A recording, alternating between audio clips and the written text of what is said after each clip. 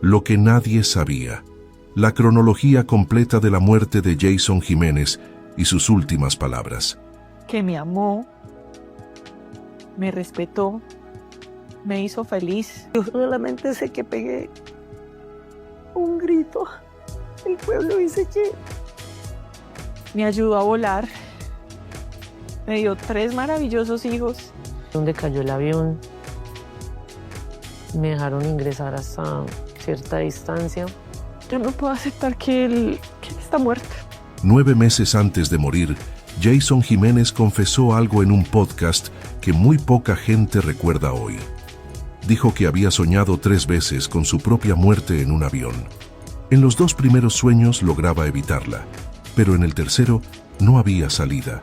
Solo veía los titulares de los noticieros anunciando su muerte. Lo dijo con una calma que incomoda más que cualquier llanto. Y después siguió con su vida, con sus conciertos, con sus planes. Meses más tarde, su hermana Lina reveló que desde muy joven, Jason decía sentir que un espíritu de la muerte lo perseguía. Que en los días previos al accidente, pidió que estuvieran pendientes de sus hijos, que quería visitar a su abuelo antes de que de pronto pase algo, que soñó con llamas en su propio cuerpo que no podía apagar. Su esposa Sonia, meses después de la tragedia, dijo con la voz rota algo que nadie olvida: si las hubiéramos tomado seriamente. Jason Jiménez murió el 10 de enero de 2026 en un accidente de avioneta en Paipa, Boyacá. Eso Colombia ya lo sabe. Lo que Colombia no sabe es todo lo que ocurrió antes, todo lo que se dijo, todo lo que se prometió y todo lo que quedó sin cumplirse. Eso es lo que vamos a reconstruir hoy. Y si todavía no te has suscrito al canal, hazlo ahora, presiona el botón de suscripción y activa la campanita. Aquí hay investigación. Cada video que lanzamos vas a ser el primero en saberlo. Quédate hasta el final, porque lo que vas a descubrir en los próximos minutos nunca fue titular en ningún portal, nunca apareció en ninguna entrevista. Para entender lo que Colombia perdió ese día, primero hay que entender lo que él dejó incompleto. Este año nos íbamos a casar. Me quedé con mi anillo. Sonia Restrepo dijo eso con la voz partida en el programa Expediente Final, meses después del accidente. Sin preámbulo, sin rodeos. Solo esa frase y el peso de todo lo que representa. El anillo de matrimonio que Jason había planeado ponerle en 2026 sigue con ella. Lo guarda como quien guarda un latido que no termina de apagarse. Pero las promesas no cumplidas son muchas más. Sonia Restrepo y Jason Jiménez llevaban más de una década construyendo una vida juntos. No era una relación de farándula ni de portadas de revista. Era una relación de todos los días, de llamadas entre conciertos, de criar hijos juntos, de pelear y reconciliarse, de soñar y planear. Jason le había hecho a Sonia 2 compromisos que para él eran sagrados, porque él era así, un hombre de palabra, de honor, de los que no prometen lo que no pueden cumplir. Le prometió que la llevaría a conocer el mundo, y le prometió que la ayudaría a ser profesional, a estudiar, a tener una carrera propia más allá de ser la esposa del cantante. Esas 2 promesas sí las cumplió. La ayudó a ingresar a la universidad, la apoyó mientras estudiaba contaduría pública, la vio graduarse, y después vinieron los nuevos sueños, los que quedaron abiertos. Quería ver a Camila, su hija mayor, cumplir 15 años. Quería que entrara a la fiesta a caballo, vestida de princesa, mientras él la miraba desde el primer asiento. Camila es hija biológica de Sonia, pero Jason la crió como propia desde pequeña, desde que era una niña que apenas empezaba a entender el mundo. Para él, era simplemente su hija, sin apellidos, sin condiciones. Luego estaba Taliana, de 7 años, y el pequeño Santiago, que nació en junio de 2024 y que apenas tenía 6 meses cuando su padre murió. El hijo varón que Jason tanto había querido tener, el bebé al que apenas estaba conociendo. Jason también quería volver al estadio El Campín. Había llenado ese escenario histórico y lo había convertido en el hito más grande de la música popular colombiana. Pero quería hacerlo de nuevo. Quería reafirmarse, Quería demostrar que no había sido un momento único, sino el comienzo de algo más grande. Voy a reafirmar que sí puedo. Voy a reafirmar el amor de mi gente, había dicho. Y tenía otro sueño que pocos conocían: internacionalizar su carrera. Estaba estudiando inglés. Quería llegar a México, a Estados Unidos, quería que su música cruzara fronteras de verdad. Según su esposa, ese sueño estaba muy cerca de hacerse realidad. Entre los que murieron con él ese 10 de enero estaba Juan Manuel Rodríguez. Muchos lo conocían como parte del equipo de producción visual, pero lo que pocos saben es que Juan Manuel era primo de Jason, que Jason lo había sacado de una etapa difícil de su vida y le había dado un propósito, un trabajo, una dirección. Juan Manuel lo consideraba una figura paterna. No eran colegas, eran familia. Y esa es quizás la dimensión más dolorosa de todo esto. No murió solo un artista, murió un hijo, un padre, un esposo, un primo, un amigo. Murieron 6 personas que tenían vidas, proyectos y personas que los esperaban en casa. Sonia lo resume con una frase que detiene el tiempo: me aferro a Dios y a la esperanza de otra vida prometida, porque sueño con volverlo a ver. Pero hay algo que hace todo esto aún más difícil de procesar, algo que su familia guardó durante meses, porque Jason quizás lo sabía. Soñé 3 veces con mi muerte en un avión. En el tercero, no pude evitarlo. Eso lo dijo Jason Jiménez en abril de 2025, 9 meses antes de morir, sentado frente a Juan Pablo Raba en el podcast Los hombres también lloran. Y lo dijo con una calma que hiela más que cualquier llanto. En el primero de esos sueños, lograba advertir al piloto sobre una falla técnica antes del despegue. El piloto lo escuchaba. El accidente no ocurría. En el segundo sueño, la situación era similar. Otra vez la advertencia, otra vez el piloto atendiendo, otra vez la tragedia evitada.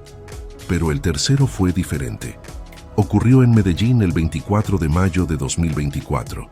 Se despertó a las 3 de la mañana con mareo, con una sensación de peso en el pecho que no podía explicar. En ese tercer sueño no había advertencia posible. No había piloto que escuchar. No había salida. Solo veía los titulares de los noticieros anunciando su propia muerte.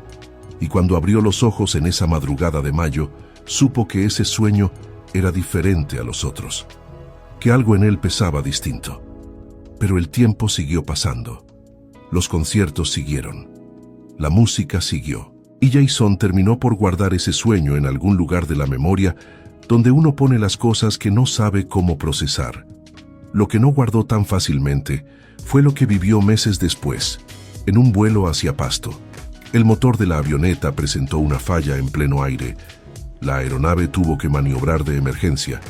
Jason llegó al escenario de ese concierto visiblemente afectado, y en algún momento de esa noche, entre bastidores, con los ojos aguados, le dijo a las personas más cercanas a él algo que hoy resuena con una fuerza que estremece. Dios mío, casi me voy. No estaba hablando de manera figurada. Estaba hablando del terror de haber estado al borde de no volver a ver a sus hijos, de no poder cumplir lo que le había prometido a Sonia, de quedar a mitad de camino en todo lo que había empezado. Ese episodio le generó ansiedad. Lo afectó más de lo que dejó ver públicamente. Pero el artista siguió, porque los compromisos no esperan y la música tampoco. Y entonces llegaron los días previos al 10 de enero. Su hermana Lina recuerda que por esa época Jason hacía comentarios que, en su momento, sonaban como reflexiones pasajeras de alguien que piensa demasiado, pero que hoy son imposibles de escuchar sin que se pare el corazón. A mi mamá le gustaba hacer asados, siempre contaba con su familia para lo que fuera. Donde cayó el avión, me dejaron ingresar hasta cierta distancia. En una noche en la finca familiar, con la madre y Sonia en otro cuarto, Jason se sentó en el suelo porque estaba muy cansado y le dijo a Lina en voz baja: «Yo me voy a morir muy joven. A mí me persigue el espíritu de la muerte». Lina lo miró. No supo qué responder. Era una de esas frases que uno no sabe si tomar en serio o dejar pasar. la dejó pasar. También contó que Jason tuvo un sueño perturbador en los días previos al accidente. Soñó que llevaba puesto un buzo gris, que sentía que las llamas lo envolvían y que intentaba quitarse el fuego del cuerpo con las manos. Cuando lo contó, su madre lo escuchó en silencio y dijo después lo que toda madre diría, que fueron señales que Dios le mostró, señales que nadie supo interpretar a tiempo.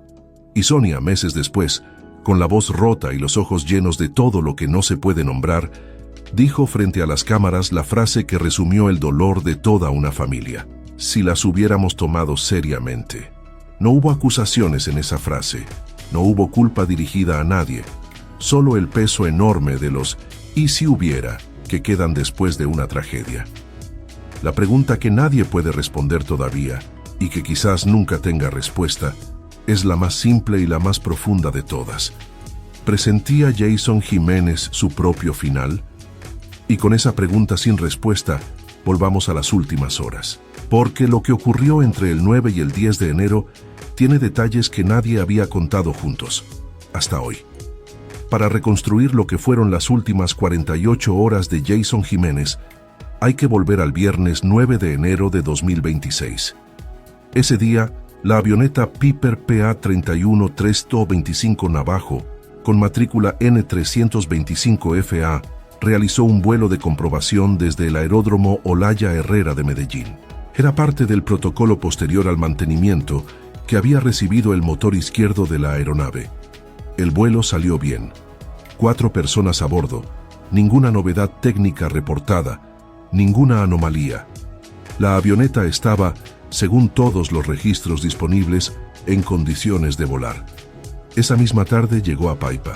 Jason tenía compromisos esa noche, y mientras el equipo se preparaba, mientras los técnicos revisaban equipos y los músicos afinaban instrumentos, Jason Jiménez hacía lo que siempre hacía antes de subir a un escenario: estar presente con las personas que amaba. Fue en ese momento, mientras se dirigía hacia la tarima del concierto en Málaga, Santander, que se detuvo en la escalera.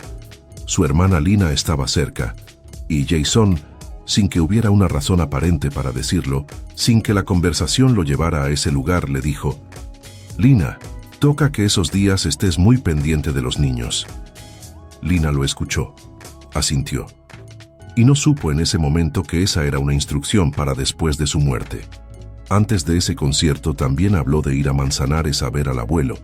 Le dijo a Lina que quería hacerlo después de la presentación en Marinilla, que quería verlo antes de que de pronto pase algo. Y añadió con la naturalidad de quien lleva años pensando lo mismo: aunque se puede morir uno primero. Lina lo escuchó. Lina siempre lo escuchaba. Esa noche, en el escenario de Málaga, Jason ofreció lo que sería su último concierto. No lo sabía, nadie lo sabía. Pero las personas que estuvieron allí recuerdan que en un momento de la presentación hizo una pausa entre canción y canción, miró al público y habló. Habló de gratitud, habló del año que empezaba, de la salud, de la familia, de los sueños. Les dijo a sus fanáticos que para los artistas es fundamental contar con el amor de un público tan querido como el colombiano. Y les mandó un mensaje especial a todos los soñadores, a quienes alguna vez aspiraron a tener una mejor vida. Esas palabras, que en otro contexto habrían sido simplemente el cierre emotivo de un buen espectáculo, se convirtieron esa noche, sin que nadie lo supiera, en su testamento emocional. Su hermana Lina tomó la última foto con él antes de ese show. No fue planeado ni solemne, fue porque a Lina le gustó el traje que Jason había elegido y quiso guardar el registro. Un gesto simple, una foto entre hermanos, la última. Al terminar el concierto, Lina cuenta que sentía una tristeza extraña, una tristeza que no tenía explicación, porque ella era una persona alegre, pero ese día algo pesaba. Jason la llamó y le dijo que consiguiera quien la llevara a Paipa, que iba a parar a desayunar y que la esperaba. Esa llamada no llegó a concretarse como la habían planeado. Mientras tanto, Jason había enviado un mensaje de voz a su productor Georgie Parra, un audio que hoy el productor recuerda con una mezcla de orgullo y dolor. En ese mensaje, Jason estaba entusiasmado. energético, lleno de planes. Tengo muchos planes, dijo. Y luego la frase que lo resume todo. Ahí hay música por toneladas.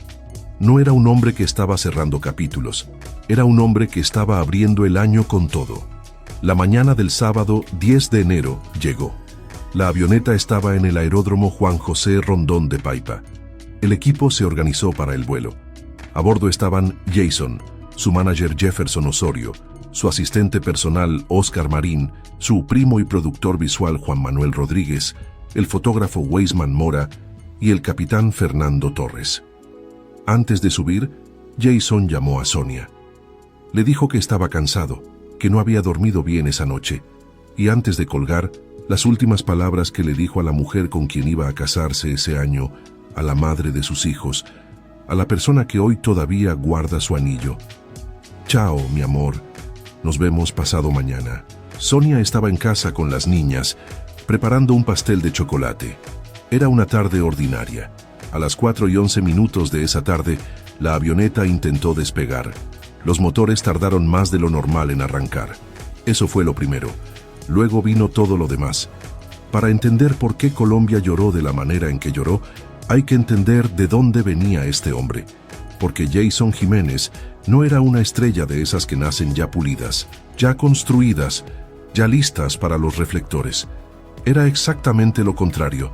Era el resultado de años de golpes, de hambre, de esfuerzo sin garantías y de una terquedad completamente colombiana, de no rendirse, aunque todo diga que uno debería hacerlo.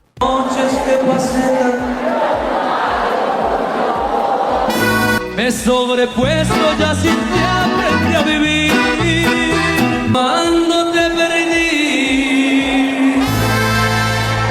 Nació el 26 de julio de 1991 en Manzanares, un municipio cafetero del departamento de Caldas, rodeado de montañas, y de esa manera de ser antioqueña que mezcla el trabajo duro con el humor y el afecto. Sus padres eran comerciantes. La familia tenía cierta estabilidad. Pero cuando sus padres se separaron, todo cambió. El deterioro económico fue rápido y profundo. Y su madre, Luz Mary Galeano, tomó la decisión que tantas madres colombianas han tomado: moverse a Bogotá en busca de algo mejor. Llegaron a la capital sin red de apoyo, sin ahorros suficientes, sin un plan claro. Se instalaron cerca de Corabastos, la central mayorista de Bogotá, que es al mismo tiempo uno de los lugares más bulliciosos y más crudos de la ciudad. Jason empezó a trabajar siendo un adolescente. Cargaba bultos, vendía aguacates, ofrecía productos en el mercado para llevar algo de dinero a casa. Y en esa época dura, en medio de ese ambiente difícil, también se perdió. Cayó en las drogas. Llegó a sufrir un derrame cerebral por su adicción cuando todavía era muy joven. Tuvo problemas con la justicia que lo llevaron a estar bajo arresto domiciliario. Esos son capítulos que él mismo mencionó en entrevistas a lo largo de su carrera, sin vergüenza y sin dramatismo, porque entendía que esa historia era parte de lo que lo hacía real, de lo que hacía que su música llegara a la gente que había vivido cosas parecidas. Porque en medio de todo eso, siempre estuvo la voz. Desde los 7 años participaba en festivales de canto en Manzanares.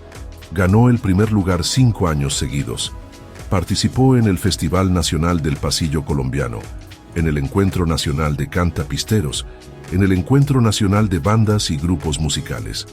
Ganaba, siempre ganaba. A los 17 años tomó la decisión definitiva. La música sería todo. Sin sello discográfico, sin productor, sin dinero, sin contactos. Él mismo grababa sus canciones, él mismo las imprimía en CDs, él mismo los vendía en bares, en ferias de pueblo, en eventos pequeños por el eje cafetero y Cundinamarca. Las emisoras de Caldas y Antioquia comenzaron a sonar sus temas, y el voz a voz hizo el resto.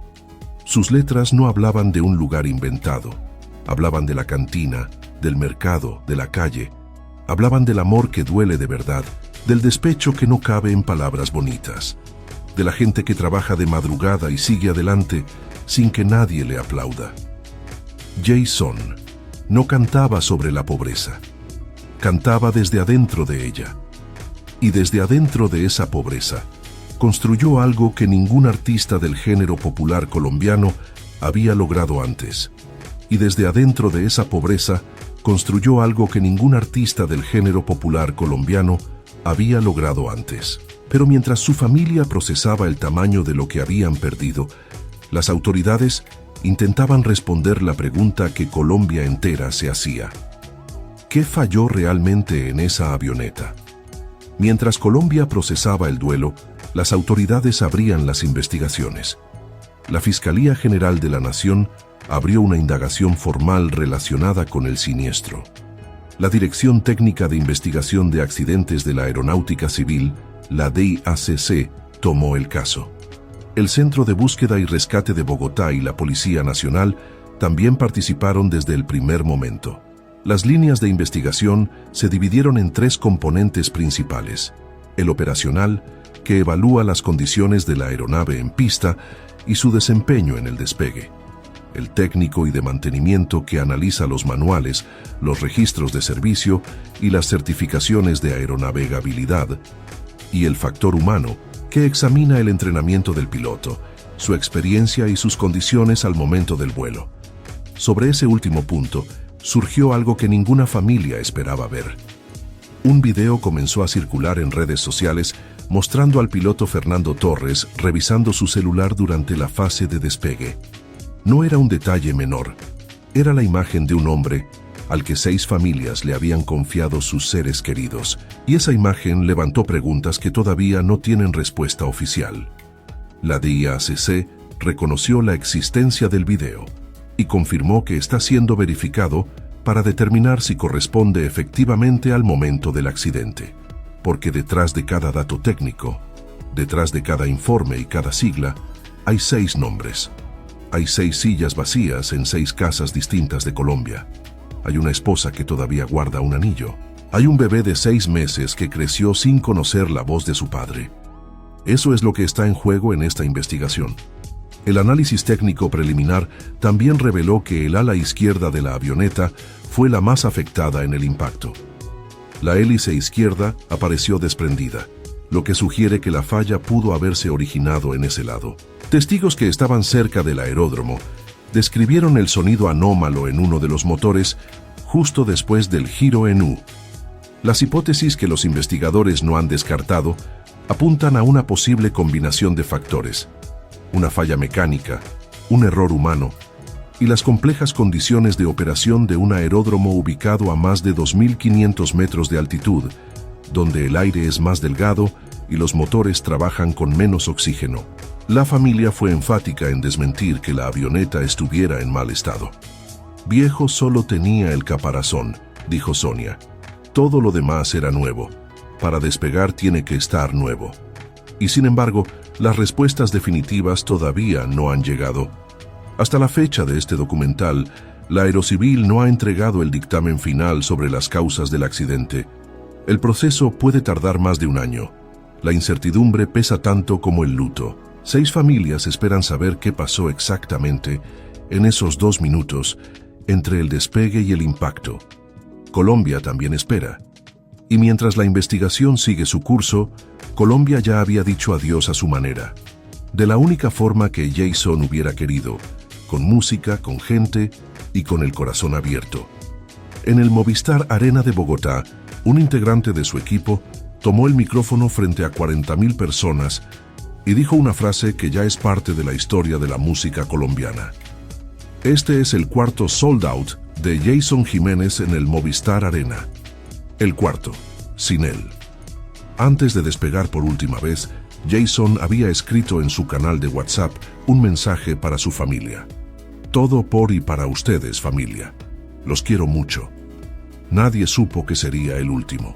El punto en la vereda Romita donde cayó la avioneta se convirtió en un santuario espontáneo de flores, velas y cartas escritas a mano por personas que nunca lo conocieron en persona, pero que lo sentían suyo. Y mientras Colombia procesaba su ausencia, el productor Georgie Parra confirmó algo que muy poca gente esperaba. Jason dejó más de 50 canciones grabadas. Hay material para al menos 3 álbumes póstumos, colaboraciones internacionales con artistas como Lenin Ramírez y El Flaco. experimentaciones con ritmos que nunca había mostrado al público, y una canción que era su favorita personal. Se llama Sin Testigos. Georgie la describe como un híbrido diferente a todo lo que Jason había lanzado antes. Una canción que todavía espera, que sigue ahí, grabada, lista, en algún archivo que guarda la voz de un hombre que ya no está. Sonia Restrepo todavía tiene el anillo. Me aferro a la esperanza de otra vida prometida, dijo, porque sueño con volverlo a ver. Jason Jiménez tenía 34 años, una agenda llena y promesas que cumplir. El 10 de enero, el tiempo se le acabó. Pero su música esa no. Si hoy, después de escuchar esta historia, sientes que la memoria de Jason Jiménez merece seguir viva, comparte este video. Compártelo con quien lo escuchaba en la madrugada, con quien lo vio en el campín, con quien todavía llora su partida. Porque las leyendas no mueren cuando el corazón se detiene. Mueren cuando se las olvida. Y mientras haya alguien que cante Aventurero o escuche Sin Testigos por primera vez sin saber que fue la canción favorita de un hombre que ya no está, Jason Jiménez seguirá surcando los cielos que lo vieron partir.